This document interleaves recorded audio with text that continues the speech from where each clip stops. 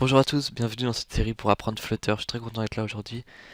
Dans cette vidéo, on va essayer de comprendre qu'est-ce qu'un widget, c'est la première vidéo de cette série, et c'est très important de comprendre ce qu'est un widget, puisque vous allez voir, tout est un widget dans Flutter. Allez, c'est parti. Quand vous allez créer votre première application Flutter, normalement c'est cette application que vous allez obtenir. Eh bien, cette application, vous vous en rendez même pas compte, mais elle contient plein de widgets. Déjà, vous avez bien vu en haut de l'application la présence d'une barre. Eh bien, figurez-vous que cette barre, c'est un widget. Ici sur iOS et ici sur Android. Pareil, au milieu de la page, on peut voir du texte. Et bien ce texte, là aussi, c'est un widget. Pareil, en bas à droite de la page, on peut voir un bouton. Ce bouton, là aussi, c'est un widget. Donc là, vous commencez à comprendre que les widgets vont tout constituer dans notre application. Même le texte dans la barre, c'est un widget. Notre barre contient un widget texte. Il y a un widget dans un widget. Là, je vous ai parlé des widgets visibles. Mais dans Flutter, il y a aussi des widgets invisibles.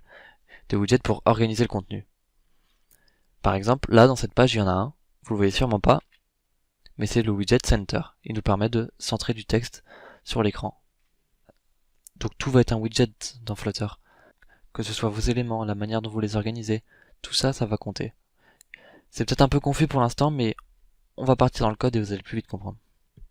Quand vous allez créer pour la première fois votre application Flutter, vous allez obtenir exactement ceci. J'ai juste viré les lignes commentées afin que ce soit plus facile à comprendre. Cette application, elle est divisée en trois classes. Une classe MyApp, une classe MyHomepage et une classe MyHomepageState. Alors je vais expliquer classe par classe à quoi elles servent. Déjà, on a une classe MyApp. Cette classe, c'est un stateless widget. Donc déjà, comment on crée un stateless widget? C'est très simple. Vous avez des aides qui sont déjà créées dans Flutter pour ça. Vous tapez st et vous pouvez créer un stateless widget. Vous faites entrer. Et là, du code est généré automatiquement pour vous. Vous avez juste à donner le nom de votre stateless widget. Ici, on va l'appeler MyApp2 pour l'exemple. Comme on peut voir dans ce stateless widget, une fonction est automatiquement créée. Une fonction qui s'appelle build. Cette fonction, elle va retourner un widget. Le widget ici, c'est un container. Alors on aurait pu mettre d'autres widgets. C'est juste le widget qui est généré automatiquement. Alors là, je vais vous expliquer comment créer un stateless widget. Mais déjà, c'est quoi un stateless widget? Comme vous avez pu le voir, notre MyApp est un stateless widget. Quant à lui, notre MyHomepage est un stateful widget. Alors la différence entre les deux n'est pas énorme. Le stateful widget peut se reconstruire pendant l'exécution de l'application. Alors c'est pas très clair, mais regardez, par exemple notre texte ici est contenu dans un stateful widget. Alors pourquoi? Tout simplement parce que il aura besoin de changer pendant l'exécution de l'application. Quand on appuie sur le bouton, le texte sera changé. Alors que notre appbar, quant à lui, peut être contenu dans un stateless widget puisqu'on n'aura à aucun moment dans l'exécution de l'application besoin de changer cette appbar. Donc un stateless widget suffira pour cette appbar. Le texte par contre, il nous faudra un stateful widget puisqu'on devra reconstruire le texte. Pareil pour notre bouton, on aurait pu mettre dans un stateless widget puisqu'il n'aura à aucun moment besoin d'être reconstruit pendant l'application. Alors là, je vais vous expliquer comment créer un stateless widget. Maintenant, on va s'intéresser au stateful widget. On peut enlever notre stateless widget. Et comme tout à l'heure, on va taper st. Et il y a aussi un moyen de créer un stateful widget très facilement. On appuie sur entrée sur stateful widget. Ici, vous avez juste à entrer le nom de votre stateful widget. On va remettre MyApp2 comme tout à l'heure, pour l'exemple.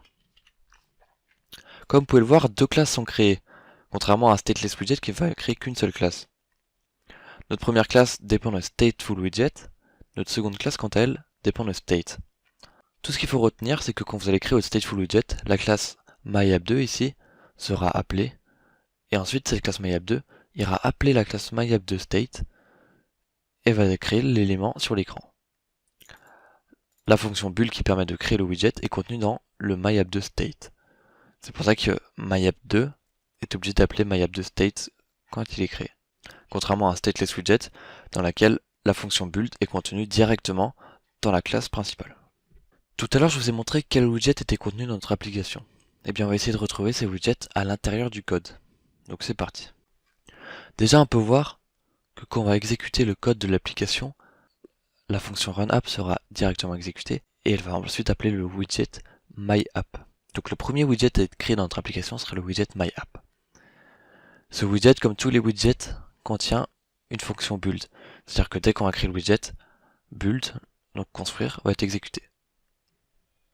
Ici, cette fonction build nous dit de créer un widget Material App, ici. Un widget Material App est indispensable dans une application Flutter, c'est le widget à la base de tout, vous en aurez toujours besoin, et c'est dans ce widget que tous les autres widgets seront contenus. On peut définir des paramètres dans le Material App, mais c'est pas très important ici, on va pas en parler. Par contre, l'avantage d'une Material App, c'est qu'on peut définir une home page. C'est ce qu'ils ont fait. Ils ont mis home, my home page. Donc le widget my home page est appelé ici. On va s'intéresser maintenant au my home page. Alors la classe my home page simple ne va pas vraiment nous intéresser, elle ne fait pas grand chose d'intéressant. Tout ce qu'il faut retenir, c'est que quand on appelle my home page state sera directement appelé. Toute la logique sera contenue dans my home page state. D'ailleurs, vous le voyez, la fonction build qui est contenue ici dans le my app est contenue dans le my home page state, puisque c'est un stateful widget et non pas un stateless widget. On peut voir que dans notre state, on peut passer de la logique, des variables, des fonctions, chose que nous n'aurions pas pu faire dans un stateless widget. On va s'intéresser maintenant à la fonction build, donc la fonction qui sera exécutée quand on va créer my home page.